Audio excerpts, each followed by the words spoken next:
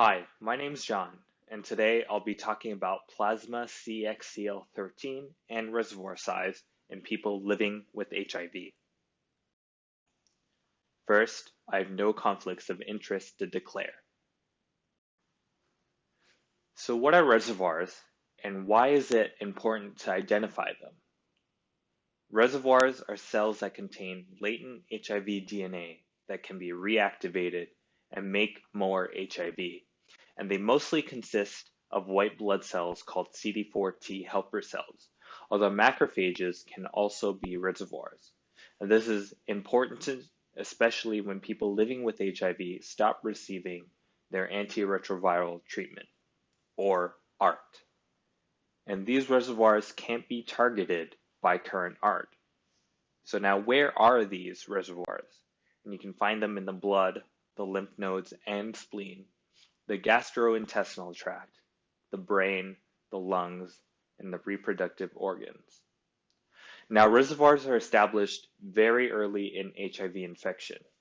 How early HIV is detected and treated with ART determines how large the reservoir will be. Now, how do we detect reservoirs in virally suppressed people living with HIV? We mostly collect their blood, but recently we've been more focused on tissue-based reservoirs. For example, the lymph nodes, which we'll talk about in more detail.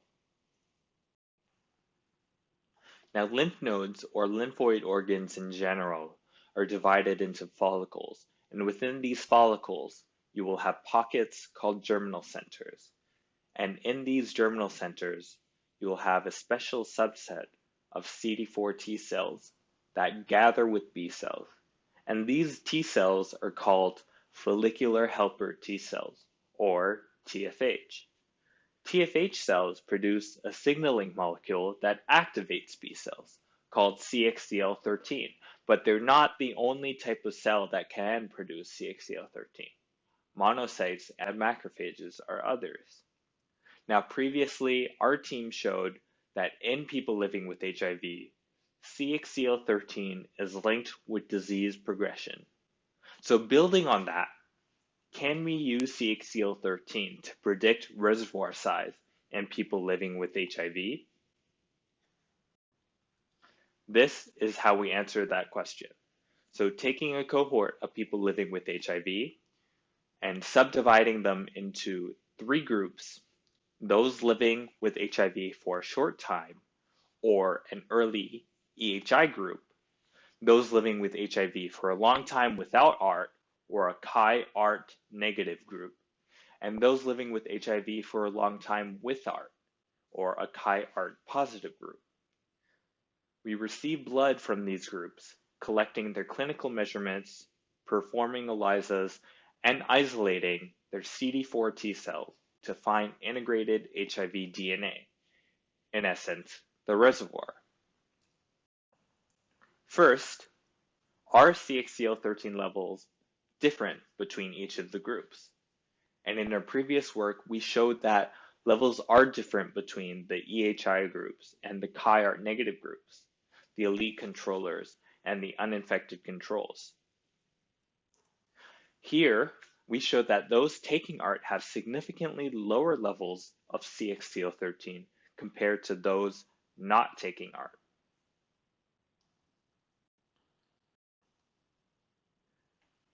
We showed that CXCL13 is also negatively correlated with the amount of CD4 T cells and CD4-CD8 ratio. CXCL13 is also positively correlated with the inflammatory cytokine TNF-alpha. And in the groups that haven't received ART, it was positively correlated with viral load. This is in line with previous data, which shows that CXCL13 is associated with immune activation. Here, we get to answer our main question. Can CXCL13 levels be related to the size of the HIV reservoir? And we didn't find any correlation in the AHI group, nor did we find any correlation in our chi-ART negative group. but we did find a positive correlation with the chi-ART positive group. So in short, CXCL13 is associated with reservoir size in ART-treated people living with HIV. None of the other markers that we measured were associated in this chi-ART positive group. Neither IgG, IL-1 beta, IL-6, IL-8, nor TNF-alpha. But as we go on, we'll continue to test other markers to test for their association with reservoir size in the chi-ART positive group. So then we have to ask ourselves, are the cells producing CXCL13 the same ones that have the reservoir? So a way to find TFH cells in particular is to use their surface marker CXCR5. And we can use the HIV marker P24 to find cells that contain HIV DNA. And preliminary data through a special technique called HIV flow cytometry shows that CXCR5 positive T cells might not be the ones carrying integrated HIV DNA. So where is the CXCL13 coming from? Like mentioned previously, monocytes and macrophages also produce CXCL13. Or it could be that elevated inflammation is increasing the production of CXCL13 indirectly.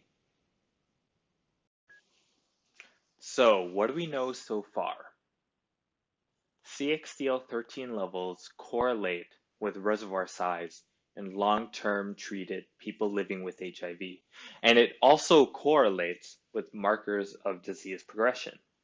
But CXCR5 T cells in the blood might not be the ones we're looking for with integrated HIV DNA, and it means that we have to go into the tissue.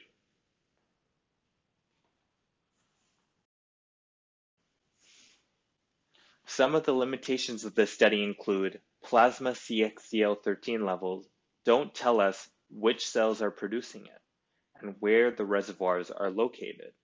And our next step is to identify the mechanism linking plasma CXCL13 to reservoir size. And to answer the questions, can we use CXCL13 to pinpoint exactly which cells have integrated HIV DNA? And can we add CXCL13 to our toolkit to pinpoint where the HIV reservoir is located within the tissues? And hopefully, the more accurately and precisely we can find the reservoirs, the closer that we can get to a cure.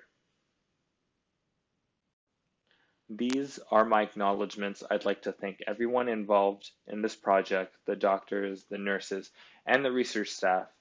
And this is a picture of some of our team, but in the social distancing era. This is probably closer to how we look today. Thank you.